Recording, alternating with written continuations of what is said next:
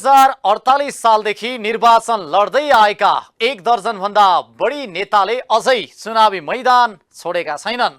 धेरै पटक राज्यको महत्त्वपूर्ण पदमा आसीन भएका तथा जनताको नजरमा असफल भइसकेका नेताहरूको चुनावी मोह अचम्मको छ।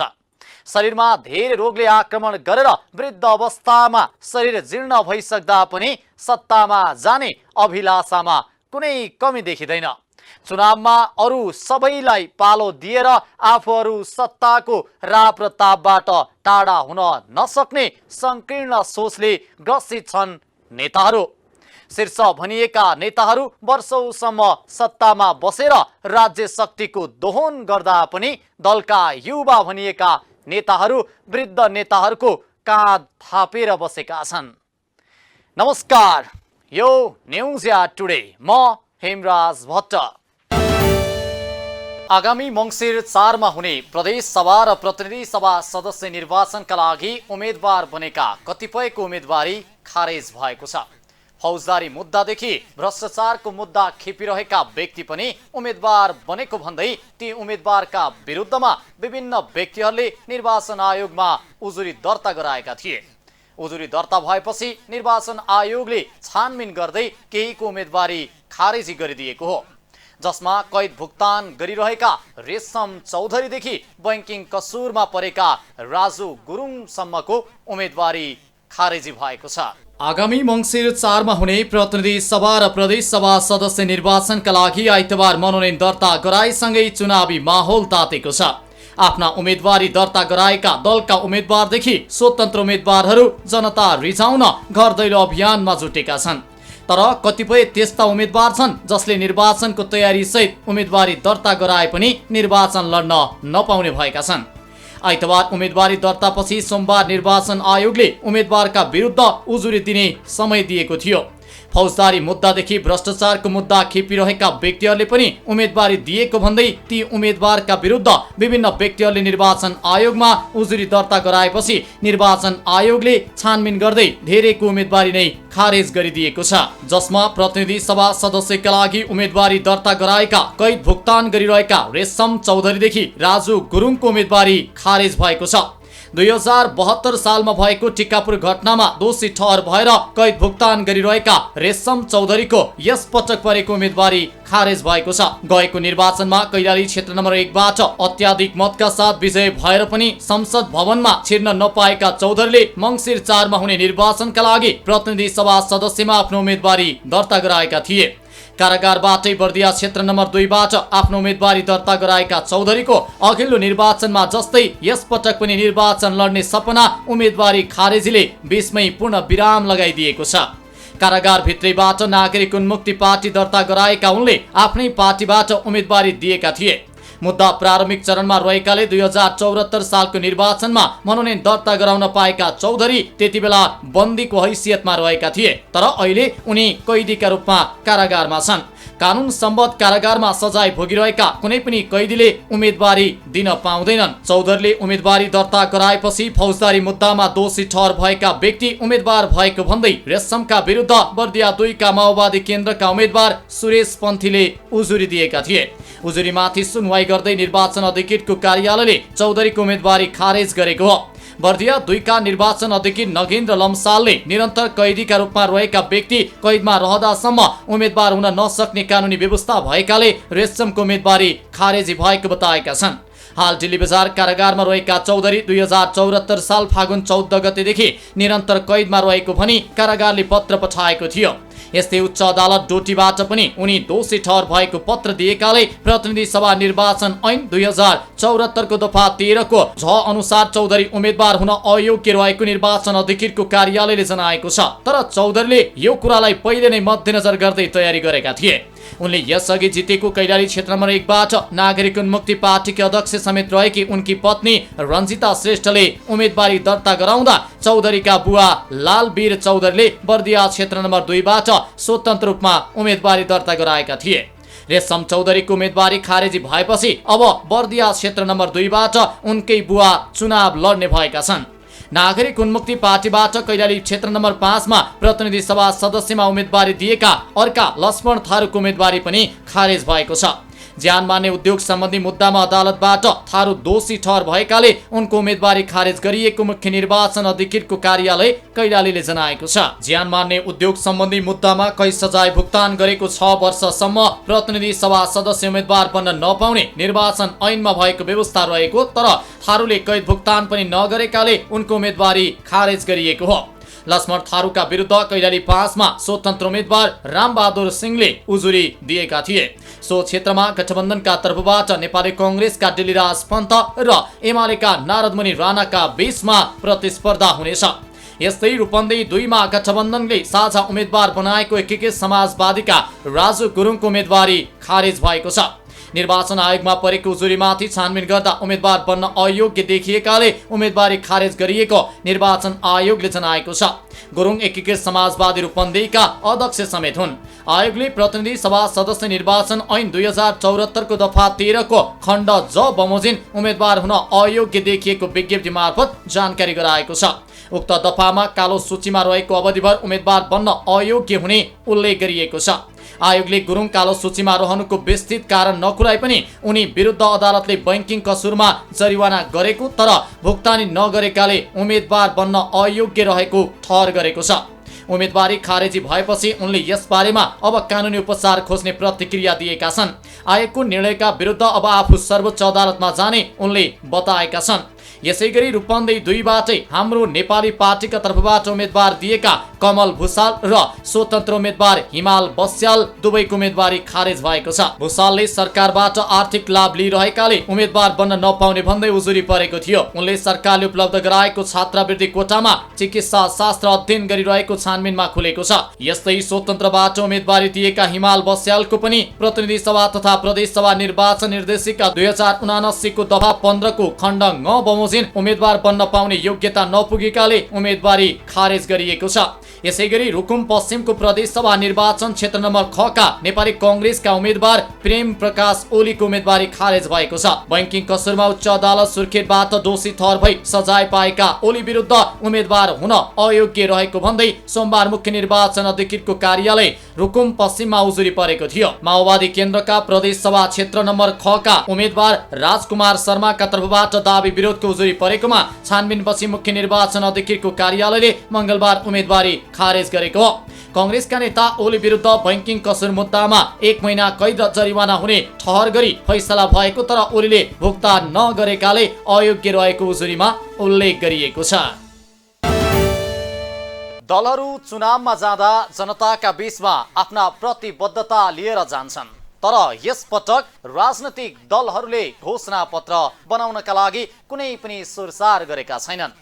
चुनावी तालमेल र अन्य दलहरूसँगको गठबन्धनकै कारणले यस पटक चुनावी घोषणा पत्र तयार गर्ने दलहरूको योजना ओझेलमा परेको छ, जसका कारणले मनोनयन दर्ता गराएर जनताका माझमा मत माग्न गएका उम्मेदवारलाई समस्या परेको छ। बेलैमा घोषणा पत्र जारी नहुँदा मतदातालाई के आश्वासन दिने उम्मेदवारलाई दुविधा भएको छ। प्रतिनिधि सभा र प्रदेश सभा सदस्यका उम्मेदवारहरूले चुनावी अभियान थालिसक्दा पनि प्रमुख राजनीतिक दलहरूले चुनावी घोषणा पत्र ल्याएका छैनन्। दलहरू लामो समय गठबन्धन तालमेल, सिट बाँडफाँड र उम्मेदवार छनौटमा केन्द्रित हुँदा घोषणा पत्र तयारीमा ढिलाइ भएको हो। राजनीतिक दलहरूले घोषणा पत्र तयारी अन्तिम चरणमा पुगेको र केही दिनमै सार्वजनिक हुने जनाएका छन्। प्रत्यक्षतर्फको उम्मेदवारी दर्तासम्म आउँदा बनेका सत्ता र विपक्षी गठबन्धनले सामूहिक घोषणा पत्र बारे छलफल समेत गरेका छैनन्। कांग्रेस, माओवादी केन्द्र, एकीकृत समाजवादी, लोसपा र जनमोर्चा सहितको गठबन्धनले आफ्ना घोषणा पत्र ल्याउने तयारी गरेका छन्। आसन्न आम निर्वाचनका अधिकांश उम्मेदवार मनोनयनकै दिनदेखि चुनावी अभियानमा लागिसकेका छन्, तर पार्टीको घोषणा पत्र नहुँदा अन्यल भएको कतिपय उम्मेदवारको भनाइ छ। सत्ता गठबन्धनको नेतृत्वमा रहेको कांग्रेसले प्रतिनिधि सभा र प्रदेशसभा निर्वाचनका लागि महामन्त्री विश्वप्रकाश शर्माको नेतृत्वमा घोषणापत्र मस्यौदा समिति गठन गरेको थियो। समितिमा पार्टीका पदाधिकारी र केन्द्रीय सदस्यहरू सहित विभिन्न क्षेत्रका विज्ञको प्रतिनिधित्व छ। समितिले सबै वर्ग, समुदाय, उमेर समूह र भूगोलको विविधतालाई केन्द्रमा राख्ने भन्दै घोषणापत्रका लागि देशभरबाट सुझाव सङ्कलन गरेको थियो।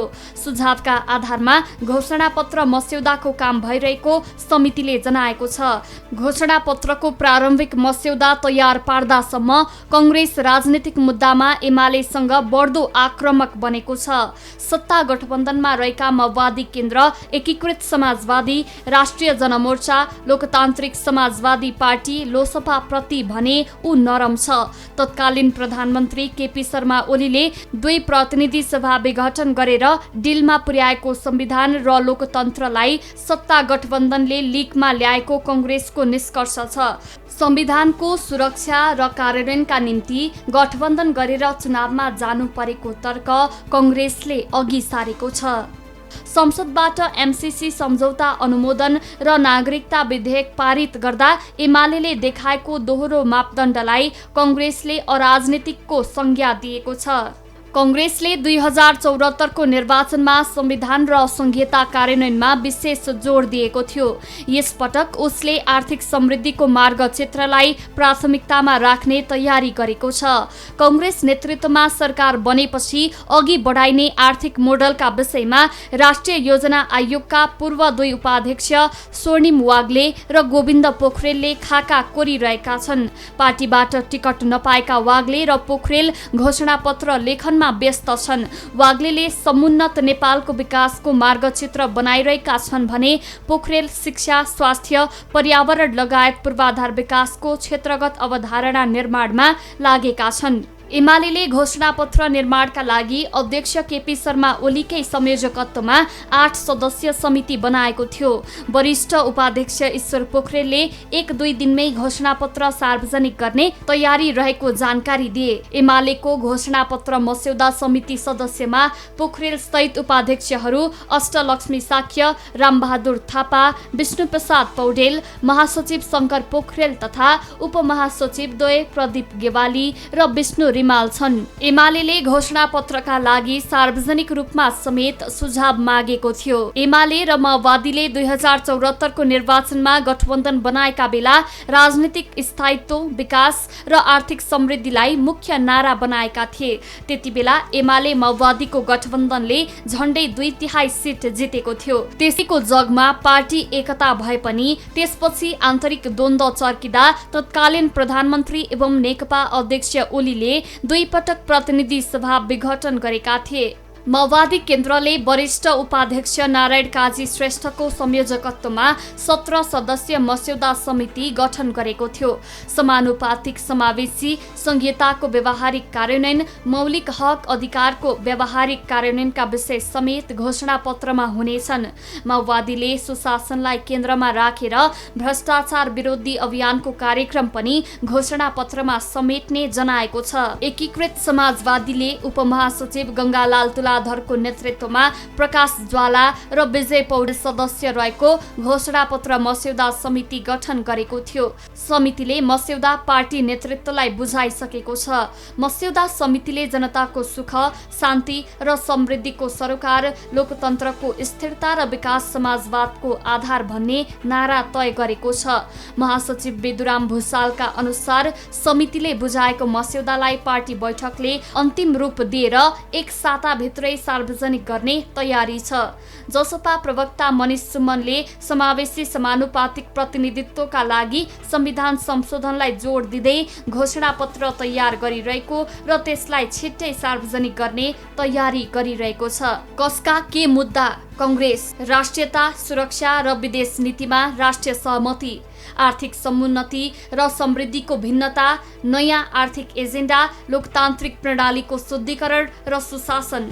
एमाले सुखी नेपाली, समृद्ध नेपाल नारा सहित राजनीतिक स्थायित्व, राष्ट्रियता र समृद्धि। माओवादी संविधानको रक्षा, समानुपातिक समावेशी, संहिताको व्यवहारिक कार्यान्वयन, सामाजिक आर्थिक रूपान्तरण, शान्ति प्रक्रियाको बाँकी कार्यभार पूरा गर्ने नेकपा एकीकृत समाजवादी, जनताको सुख, शान्ति र समृद्धिको सरोकार, लोकतन्त्रको स्थिरता र विकास समाजवादको आधार, जसपा समावेशी समानुपातिकका लागि संविधान संशोधन, नागरिकताको सर्वकालीन समाधान, राप्रपा मुख्य मुद्दा राज संस्था स्थापना, हिन्दू राज्य, नेमकीपा राष्ट्रियता र वैदेशिक हस्तक्षेप, मजदुर किसानको हक हित। राजनीतिक दलहरूले निर्वाचनका बेला लोकप्रिय घोषणापत्र जारी गरे पनि यसको कार्यान्वयन पक्ष भने ज्यादै फितलो रहँदै आएको छ। धेरैजसो नेताहरू राजनैतिक दलबाट उम्मेदवार बन्दा केहीले भने स्वतन्त्र रूपमा उम्मेदवारी घोषणा गरेका छन्। राजनैतिक दलहरूका एजेन्डामा विमति राख्ने यस्ता उम्मेदवारहरू आफ्ना निजी घोषणा पत्रका साथ चुनावी मैदानमा उत्रिएका छन्। राजनैतिक दलहरूसँग हजारौं सक्रिय सदस्य अनि कार्यकर्ता हुँदा स्वतन्त्रसँग त्यस्ता कुनै दल बल देखिँदैन। तर स्वतन्त्रहरू मूल राजनैतिक दलका गलत कामलाई नारा बनाएर आफ्नै बलबुतामा निर्वाचन जित्ने रणनीतिमा छन्। गत वैशाख 30 मा सम्पन्न स्थानीय तह निर्वाचनमा काठमाडौँ, धरान, धनगढी लगायत अन्य स्थानीय तहमा स्वतन्त्र उम्मेद्वारले चुनाव जितेसँगै नेपाली राजनीतिमा अहिले स्वतन्त्र शब्दको चर्चा चुलिएको छ। त्यसै कारण पनि मङ्सिर 4 मा हुने प्रतिनिधि सभा र प्रदेशसभा निर्वाचनमा स्वतन्त्र रूपमा उम्मेदवारी दिने व्यक्तिको संख्या पनि बढ्दो छ। गत वैशाखमा सम्पन्न निर्वाचनमा स्वतन्त्र उम्मेद्वार विजयी भएपछि संसदीय चुनावका लागि स्वतन्त्रको लहर नै चलेको छ। यो लहरमा जिल्ला जिल्लामा कतिपय नेता कार्यकर्ताले ठूला पार्टी नै परित्याग गरेर स्वतन्त्र उम्मेदवारी दिएका छन्। त्यस्तै पार्टीले टिकट नदिएपछि केही नेताहरूले स्वतन्त्र उम्मेदवारी दिएका छन् भने केही शीर्ष नेताहरूलाई टक्कर दिँदै युवाहरूले स्वतन्त्र रूपमै उम्मेदवारी दर्ता गराएका छन्। एमाले अध्यक्ष केपी शर्मा ओलीले उम्मेदवारी दिएको झापा क्षेत्र नम्बर 5 बाट लेखक युग पाठकले स्वतन्त्र उम्मेदवारी दिएका छन्। त्यस्तै प्रधानमन्त्री एवं कांग्रेस सभापति शेरबहादुर देउवाले उम्मेदवारी दर्ता गराएको डडेलधुरामा सागर ढकालले स्वतन्त्र उम्मेदवारी दिएका छन्। गत वैशाखमा सम्पन्न स्थानीय तह निर्वाचनमा स्वतन्त्र उम्मेदवारले चुनावी सफलता पाएपछि अहिले वैकल्पिक राजनीति गर्छु भन्ने धेरैले देखे र त्यसबाट हौसिएका छन्। प्रधानमन्त्री एवं नेपाली कांग्रेसका सभापति शेरबहादुर देउवा विरुद्ध 84 वर्षीय कर्णसिंह रावलले स्वतन्त्र उम्मेदवारी दिएका छन्। देशभर राजनीतिमा युवा आउनुपर्ने आवाज उठाइरहँदा डडेलधुरामा भने 77 वर्षीय देउवा विरुद्ध उनीभन्दा 7 वर्ष जेठा 84 वर्षीय रावलको स्वतन्त्र उम्मेदवारी परेको छ। देउवाले डडेलधुराबाट 2048 पछिका सबै चुनाव जितेका छन्। उनी अहिले 7औं पटक चुनावी मैदानमा छन्। संसद छिर्ने बित्तिकै गृहमन्त्री बनेका देउवा अहिलेसम्म 5 पटक त प्रधानमन्त्री नै भइसके। तर डडेलधुराको विकासका लागि देउवाले केही काम नगरेको रावलको गुनासो छ। त्यही विषयलाई मुद्दा बनाएर 56 पछिका चुनावमा उनी निरन्तर देउवा विरुद्ध उम्मेदवारी दिँदै आएका छन्। त्यस्तै इन्जिनियर सागर ढकालले पनि डडेलधुराबाट उम्मेदवारी दर्ता गराएका छन्। उनले प्रतिनिधि सभातर्फ स्वतन्त्र उम्मेदवारी दिएका हुन्। डडेलधुरा प्रधानमन्त्री तथा नेपाली कांग्रेसका सभापति शेरबहादुर देउवाको निर्वाचन क्षेत्र हो। 5 वर्ष अगाडि बीबीसीको साझा सवाल कार्यक्रममा प्रधानमन्त्री देउवालाई प्रश्न गरेर चर्चामा आएका ढकालले प्रधानमन्त्री देउवालाई टक्कर दिन डडेलधुराबाट उम्मेदवारी दर्ता गराएका हुन्। विवेकशील साझा पार्टीकी पूर्व नेत्री रन्जु दर्शनाले काठमाडौँ क्षेत्र नम्बर 5 बाट प्रतिनिधि सभा सदस्यमा उम्मेदवारी दिएकी छिन्। 2074 सालको स्थानीय तह निर्वाचनमा विवेकशील नेपाली दलबाट काठमाडौँ महानगरको मेयर पदमा उठेकी उनले त्यसबेला तेस्रो स्थान प्राप्त गरेकी थिइन्। यसपटक भने उनले प्रतिनिधि सभा सदस्यमा स्वतन्त्र उम्मेदवारी दिएकी हुन्। नेकपा एमालेका वरिष्ठ उपाध्यक्ष ईश्वर पोखरेलले पनि काठमाडौँ क्षेत्र नम्बर 5 बाट प्रतिनिधि सभा सदस्यका लागि मनोनयन दर्ता गराएका छन्। 2074 सालको चुनावमा पनि पोखरेल यही क्षेत्रबाट प्रतिनिधि सभा सदस्य निर्वाचित भएका थिए। चलचित्र निर्देशक मनोज पण्डितले प्रतिनिधि सभा सदस्यका लागि उम्मेदवारी दर्ता गराएका छन्। उनले काभ्रेपलाञ्चोक 2 बाट स्वतन्त्र उम्मेदवारको रूपमा आफ्नो उम्मेदवारी दर्ता गराएका हुन्। पण्डितले सामाजिक सामाजिक सञ्जालमा उम्मेदवारी दर्ता प्रमाणपत्र सहित एक तस्बिर सार्वजनिक गर्दै उम्मेदवारी दर्ता गराएको जानकारी दिएका छन्। करिब आधा दर्जन चलचित्र निर्देशक गरेका पण्डित काभ्रे पलाञ्चोक 2 बाट स्वतन्त्र उम्मेद्वार भए पनि आफूले जित्ने दाबी गर्दै आएका छन्। टेलिभिजन श्रृङ्खला सकिगोनीका अभिनेता सितेबा मधुसूदन पाठकले पनि प्रतिनिधि सभा सदस्यमा उम्मेदवारी दर्ता गरेका छन्। उनले स्वतन्त्र उम्मेदवारीको रूपमा काठमाडौँ क्षेत्र नम्बर 5 बाट मनोनयन दर्ता गरेका हुन्। मनोनयन दर्तापछि उनले आफ्नो उम्मेदवारी पार्टीको भ्रष्टाचार र बेथिति विरुद्ध भएको बताए। नयाँ पुस्तालाई पनि राजनीतिमा लाग्नुपर्छ भन्ने प्रेरणा दिन आफ्नो उम्मेदवारी भएको उनको भनाइ छ। यसअघि उनले स्वतन्त्र तथा वैकल्पिक शक्तिको लौरो अभियानमा आफ्नो उम्मेदवारी घोषणा गरेका थिए। उनले यो चुनावबाट पुराना पार्टीका नेतालाई विस्थापित गर्ने दाबी पनि गरेका छन्। लेखक तथा सामाजिक अभियन्ता युग पाठक दीप कुमार पाठकले झापा निर्वाचन क्षेत्र 5 बाट प्रतिनिधि सभा सदस्य पदका लागि स्वतन्त्र उम्मेदवारी दिएका छन्। पाठकले आइतबार दमक नगरपालिका स्थित निर्वाचन अधिकृतको कार्यालयमा पुगेर आफ्नो मनोनयन दर्ता गराएका हुन्। नेकपा एमालेका अध्यक्ष केपी शर्मा ओलीले पनि यही निर्वाचन क्षेत्रबाट उम्मेदवारी दिएका छन्। अभियन्ता पाठकले मनोनयन दर्तापछि राजनीतिप्रति जनताको वितृष्णा बढ्दै गएको र खराब राजनीति गर्ने विरुद्ध हस्तक्षेपकारी भूमिका खेल्न आफूले उम्मेदवारी दिएको पाठकले बताए। पाठक 1 महिना यता झापामा बसेर चुनावी गतिविधि गर्दै आएका छन्। एमालेबाट टिकट पाएका प्रभु शाहले भने एमालेले दिएको टिकट लत्ताएर स्वतन्त्र उम्मेदवारी दिएका छन्। रौतहट क्षेत्र नम्बर 3 बाट उम्मेदवारी दिएका प्रभु शाह स्वतन्त्र भएपछि त्यो क्षेत्रमा एमालेको उम्मेदवार शून्य भएको छ। प्रभु शाहले अन्य 8 क्षेत्रमा पनि आफ्नो गुटबाट स्वतन्त्र उम्मेदवारी बनाएका छन् भने अर्का एकजना प्रदेशसभा उम्मेदवारले पनि एमालेको टिकट त्यागेर प्रभु शाह गुटबाट उम्मेदवारी दिएका छन्। एमालेले जसपासँग गठबन्धन गरेपछि आफूले एमालेबाट उम्मेदवार हुन अस्वीकार गरेको शाहको भनाइ छ। पार्टीले टिकट नदिएपछि स्वतन्त्र उम्मेदवारी दिनेहरू। पार्टीबाट उम्मेदवारको टिकट नपाएका नेताहरूले स्वतन्त्र उम्मेदवारी दिएका छन्। मङ्सिर 4 गते हुने सङ्घ तथा प्रदेशको निर्वाचनका लागि पार्टीले टिकट नदिएपछि उनीहरूले यसअघि उठेकै निर्वाचन क्षेत्रबाट उम्मेदवारी मनोनयन गराएका हुन्। नेकपा एमाले परित्याग गरेका घनश्याम भुसालले रूपन्देही क्षेत्र नम्बर 1 बाट स्वतन्त्र उम्मेदवारी दर्ता गराएका छन्। एमालेले भुसाललाई टिकट नदिएपछि शनिबार पार्टी छोडेको घोषणा गरेका थिए। त्यस्तै एमालेबाट टिकट नपाएका अर्का नेता रामवीर मानन्धरले काठमाडौँ क्षेत्र नम्बर 7 बाट स्वतन्त्र उम्मेदवारी दर्ता गराएका छन्। पार्टीको टिकट नपाएपछि एमालेकी निवर्तमान सांसद गंगा चौधरीले दाङ निर्वाचन क्षेत्र नम्बर 1 बाट स्वतन्त्र उम्मेदवारी दर्ता गराएकी छिन्। यस्तै नेपाली कंग्रेसले टिकट नदिएपछि नेता दिनेश कोइरालाले चितवन क्षेत्र नम्बर 3 बाट स्वतन्त्र उम्मेदवारी दिएका छन्। कंग्रेसकै नेता गोविन्दराज जोशीले तनहुँ क्षेत्र नम्बर 1 बाट स्वतन्त्र उम्मेदवारी दर्ता गराएका छन्। नेपालमा आम निर्वाचनको इतिहासमा स्वतन्त्र उम्मेदवारहरू।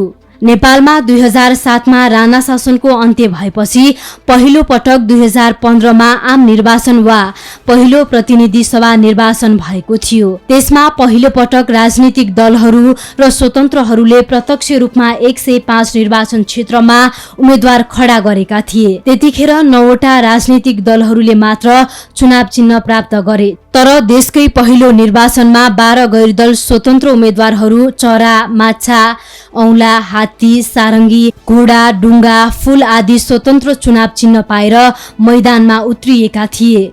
2015 सालपछि 2048 सालमा प्रतिनिधि सभाको निर्वाचन भयो। बहुदलीय व्यवस्थाको पुनर्स्थापना भएपछिको निर्वाचनमा 20 राजनीतिक दलले भाग लिएका थिए। 219 जनाले स्वतन्त्र उम्मेदवारी दिएका थिए। त्यसमध्ये 8 जना महिला उम्मेदवार थिए। 2048 सालको निर्वाचनमा 3 जना स्वतन्त्रको जित भएको थियो। त्यसैगरी 2052 सालको आम निर्वाचनमा 273 जना पुरुष र 12 जना महिलाले स्वतन्त्र उम्मेदवारी दिएका थिए। 285 स्वतन्त्रहरूमध्ये 7 जनाको जित भएको थियो। 2056 सालको आम प्रतिनिधि सभा निर्वाचनमा 633 स्वतन्त्र उम्मेद्वारहरू थिए, जसमा 26 जना महिला थिए। त्यसपछि भएका 2वटा संविधान सभा निर्वाचनमा 816 र 1114 स्वतन्त्र उम्मेद्वारले भाग लिएका थिए। यसैगरी नेपालमा पहिलो पटक भएको संघीय निर्वाचन 2074 मा 454 जना पुरुष र 38 जना महिला गरी कुल 492 जनाले स्वतन्त्र उम्मेदवारी दिएका थिए। यी स्वतन्त्र उम्मेद्वार सबैलाई आएको कुल मत 73,243 थियो। निर्वाचन लोकतन्त्रको महान पर्वका साथै देशको भविष्य निर्माण गर्ने अवसर पनि हो। जनताले आफ्ना जनप्रतिनिधिलाई चुनेर सत्तामा पुर्याउँछन्। निर्वाचित जनप्रतिनिधिले जनता र देशको पक्षमा काम गर्ने अपेक्षा गरिन्छ। त्यसैले देशको भविष्य निर्माणका लागि निर्वाचन स्वच्छ, निष्पक्ष र भयरहित वातावरणमा सम्पन्न हुन जरुरी छ। राजनैतिक दलहरूले निर्वाचनलाई आफ्नो पक्षमा पार्न अनेकन जालझेल गर्न सक्छन्। त्यसैले निर्वाचनलाई अनुशासित, मर्यादित र भयरहित वातावरणमा सम्पन्न गर्ने जिम्मेवारी निर्वाचन आयोगको हो। हवस् त आजलाई न्युज एट टुडे यति नै। हामी सबै बिदा चाहन्छौँ। नमस्कार।